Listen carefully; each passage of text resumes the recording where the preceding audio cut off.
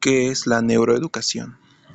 Neuroeducación es una nueva visión de la enseñanza basada en el cerebro, visión que ha nacido al amparo de esa revolución cultural que ha venido en llamarse neurocultura. Neuroeducación es tomar ventaja de los conocimientos sobre cómo funciona el cerebro integrados con la psicología, la sociología y la medición en un intento de mejorar y potenciar tanto los procesos de aprendizaje y memoria de los estudiantes como enseñar mejor en los profesores. Neuroeducación es también un campo de la neurociencia nuevo, abierto, lleno de enormes posibilidades, que debe proporcionar herramientas útiles para la enseñanza y con ello alcanzar un pensamiento verdaderamente crítico en un mundo cada vez de más calado abstracto y simbólico. Se trata de una perspectiva de muchos aspectos diferentes y complementarios. Neuroeducación significa evaluar y mejorar la preparación del que enseña, maestro, y ayudar y facilitar el proceso de quien aprende, individualidad a cualquier edad. En parte, el nacimiento de la neuroeducación está en la propia comunidad de docentes. Los maestros desde hace ya mucho tiempo comparten la esperanza de encontrar nuevos medios educativos basados en hechos científicos y en la neurociencia en particular. Y aún maestros o profesores reconocidos como buenos maestros o buenos profesores por los resultados que obtienen con los alumnos, admiten y afirman que sería muy positivo para ellos y que mejoraría sus capacidades docentes si se les proyectase de un mejor conocimiento de los últimos hallazgos científicos sobre la emoción, la atención, la memoria, etc. La neuroeducación puede ayudar en el proceso de potenciar la creatividad o el aprendizaje de ciertas disciplinas específicas, por ejemplo, las matemáticas. A partir de conocer que hay dos vías cerebrales diferentes por las que se alcanzan esos procesos y la potenciación de una u otras atenciones para enseñanzas específicas, desde conocer que el proceso atencional no es un fenómeno neural único en el cerebro y que existen mecanismos cerebrales que sustentan procesos atencionales diferentes según que se le aplique la atención. Y al igual para la memoria y otros muchos procesos relevantes para el aprendizaje, la neuroeducación además comienza a poner en perspectiva y reforzar la existencia del medio social, de la familia y la propia cultura como determinantes de la capacidad de aprender en los niños, además de reconocer que la variabilidad de sus capacidades durante ese aprendizaje se debe en parte no solo a los constituyentes genéticos de cada individuo, sino también a los cambios que desde el mismo nacimiento produce el medio ambiente en el cerebro. Valga como ejemplo entre los numerosos factores ya conocidos en efecto del tabaco sobre el recién nacido, tanto si la madre es fumadora activa o solo lo es el entorno de la familia, y que se expresa con peores respuestas de los niños a estímulos sensoriales o a una capacidad de atención disminuida cuando se les compara con otros niños que no han vivido en ese entorno. Sin duda que esto ya es condicionante de las capacidades cerebrales de estos niños en los primeros años de aprendizaje en el colegio. La neuroeducación incluye en sus cometidos ayudar a detectar procesos psicológicos o cerebrales que pueden interferir con el aprendizaje y la memoria y la misma educación. La neuroeducación está en las primeras andaduras en un largo camino que se recorrerá paralelo en su trayecto al proceso tanto en la psicología de la neurociencia cognitiva. Neuroeducación trata, con la ayuda de la neurociencia, de encontrar vías a través de las cuales poder aplicar en el aula los conocimientos que ya se poseen sobre los procesos cerebrales de la emoción, la curiosidad y la atención, y cómo estos procesos se encienden y con ellos se abren esas puertas al conocimiento a través de los mecanismos de aprendizaje y memoria. Y de estos conocimientos sacar provecho e intentar aplicarlo a los alumnos y a los mismos maestros y profesores, pues está claro que para que el alumno preste atención en clase no vale exigir sin más que lo haga.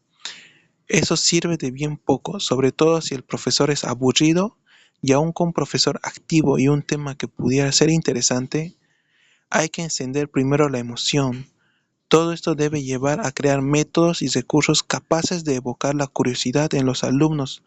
porque aquello que se les explica, métodos aplicados a cada edad del niño primero y después en la pubertad y la adolescencia y en el periodo universitario, y además adecuados a su propia individualidad y a las materias que se enseñan. Métodos que siempre aptados a la alegría, al despertar, al placer y nunca al castigo. Hoy ya sabemos que la letra con sangre no entra. El castigo, el dolor como estímulo puede aprender en un método primitivo, consustancial con la supervivencia en otros tiempos duros de la humanidad. Sobrevivir durante millones de años ha significado aprender con sudeza, con dolor y con ello guardar profundos recuerdos de todo aquello que hirió o hizo daño y no volver a repetirlo. El no aprender, la persistencia en el error costaba la vida,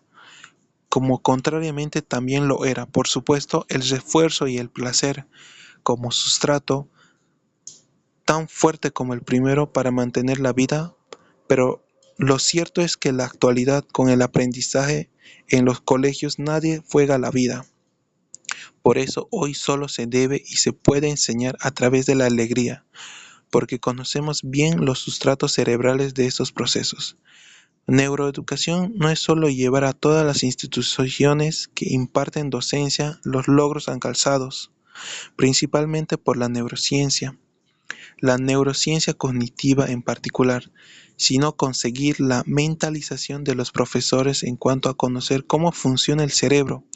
extrayendo de ello conocimientos que ayuden a enseñar y a aprender mejor, sobre todo en los niños. Solo la idea y la responsabilidad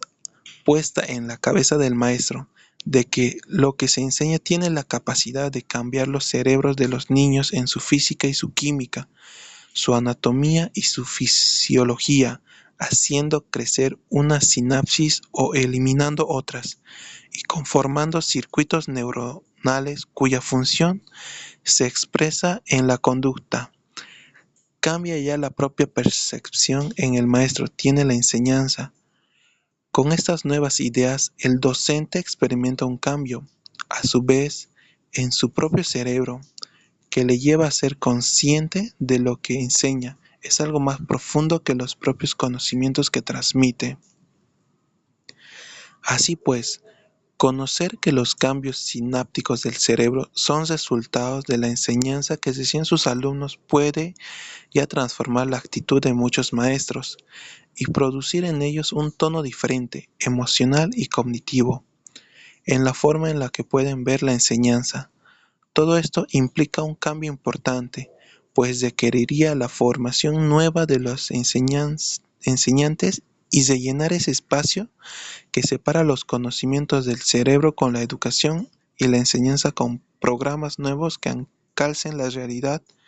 de los colegios particularmente y desde luego todo el arco de las diversas instituciones que transmiten conocimiento. Neuroeducación significa no solo una nueva aproximación a la enseñanza que ayude a potenciar y mejorar habilidades y talentos,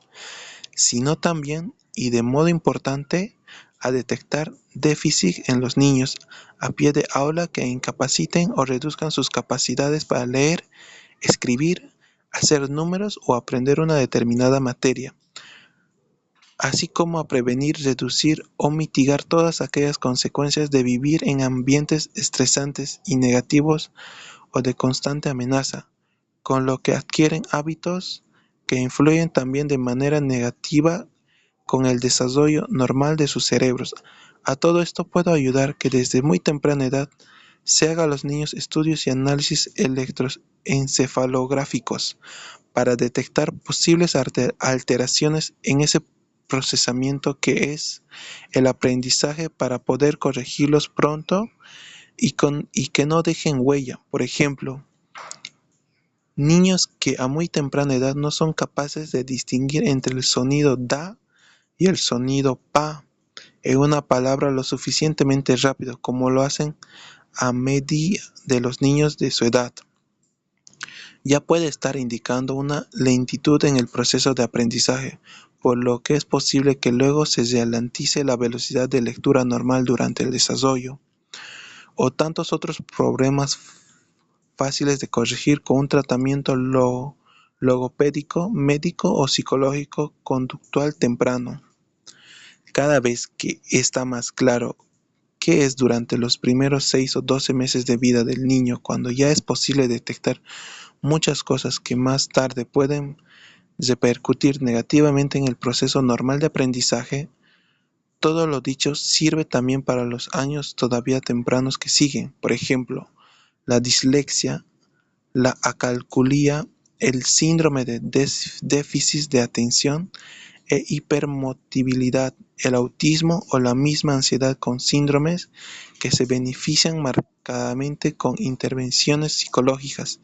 y conductuales si éstas se inician muy temprano y en los que el seguimiento de esta terapéutica con estudios de resonancia magnética funcional han demostrado ser un beneficio extraordinario en los niños. Neuroeducación implica conocer los múltiples integrantes cerebrales que participan en los procesos de aprendizaje y memoria y su significado desde la infancia y la adolescencia hasta las personas adultas, ya en la universidad y también las personas mayores. El cerebro es plástico a lo largo del arco vital, es decir, es capaz de ser modificado para bien por el aprendizaje a cualquier edad. Ciertamente, en ese arco vital, los mecanismos plásticos del cerebro son menores a medida que avanza la edad de las personas. De ahí la necesidad de conocer y evaluar esos mecanismos y también, si no principalmente, los ingredientes diferentes que pudieran potenciarlos. La neuroeducación es, pues, un campo nuevo, abierto de esperanza en el área del aprendizaje y cómo enseñar de modo cada vez más fructífero. En esencia, la neuroeducación trata de crear puentes desde el funcionamiento del cerebro a la psicología y a la conducta, construyendo un edificio de conceptos sólidos, científicamente fundamentados y destruyendo el tiempo cada trozo de ese edificio que esté mal hecho, es decir, derribando neuromitos.